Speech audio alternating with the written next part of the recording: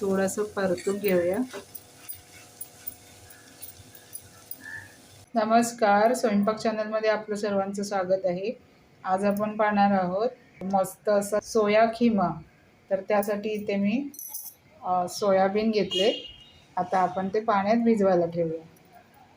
आता इथे बाउल घेतलाय, त्याच्यामध्ये आपण पाणी घेऊया.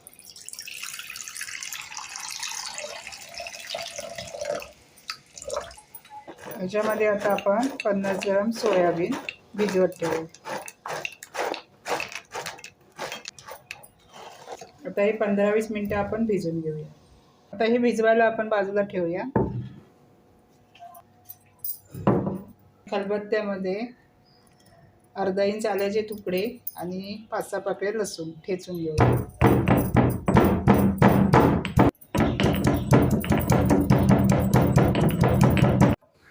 इथे सोयाबीन भिजलेत. आता हे पिळून घेऊया आणि छोटे तुकडे करून घेऊया.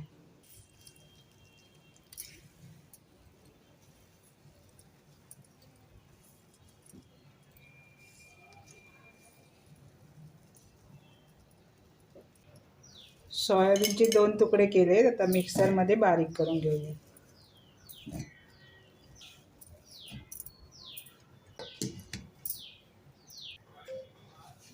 इथे बारीक चुरा करून घेतला. आता आपण खिमा बनवायला घेऊया. गॅसवर कढई गरम केली आहे. तेल टाकूया.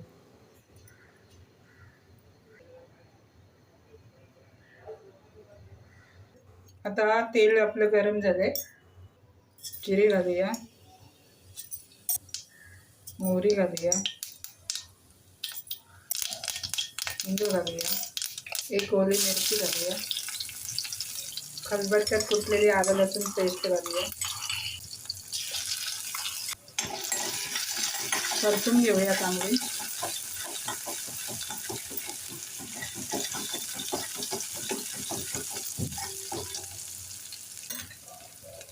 आता बारीक चिरलेला कांदा घालूया. मीडियम गॅसवरती परतून घेऊया.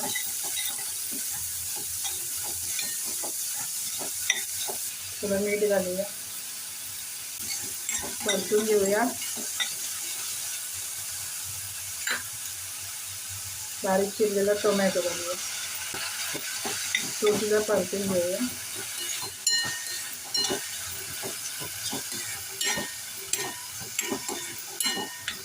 व्यवस्थित फ्राय करून घेऊया.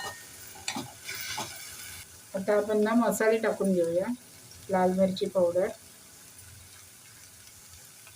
1 चमचा, हळद पावडर अर्धा चमचा, धणे पावडर अर्धा चमचा, गरम मसाला पावडर अर्धा चमचा.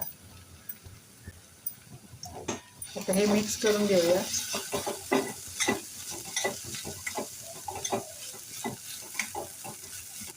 थोडं पाणी घालूया.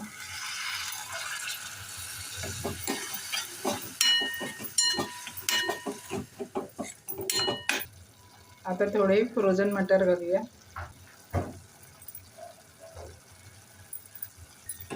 हे 1-2 मिनिटं परतून घेऊया.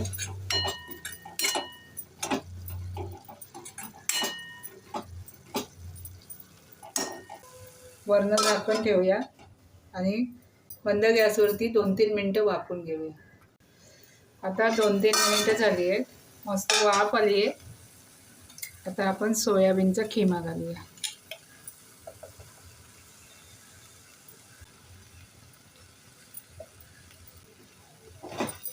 परतून घेऊया.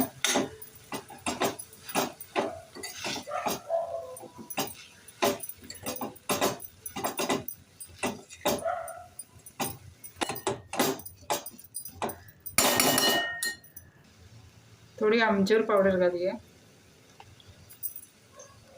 आणि चवीपुरतं मीठ टाकूया.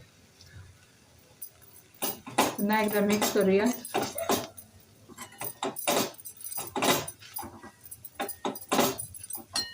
आता आपण पाणी घालूया.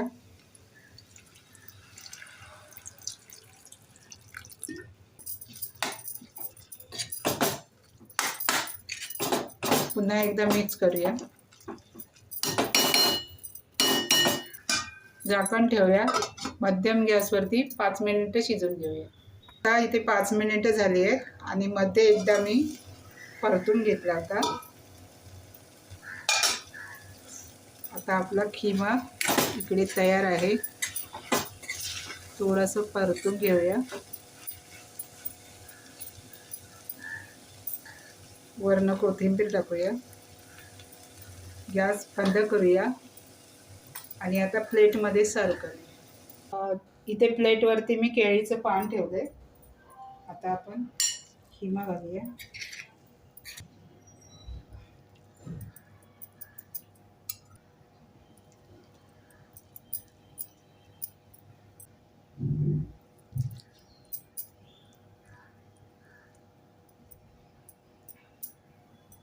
वरून कोथिंबीर घालूया.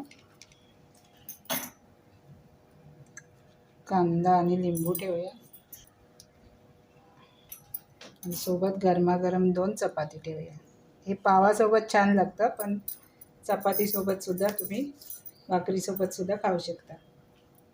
तर हा सोया खिमा बनवायला एकदम सोपा आहे आणि हेल्दीसुद्धा आहे. तर एकदा नक्की बनवा आणि कसं झालं ते कमेंटमध्ये सांगा. आणि व्हिडिओ आवडला असेल तर व्हिडिओला लाईक करा, शेअर करा आणि सबस्क्राईब करायला विसरू नका. धन्यवाद.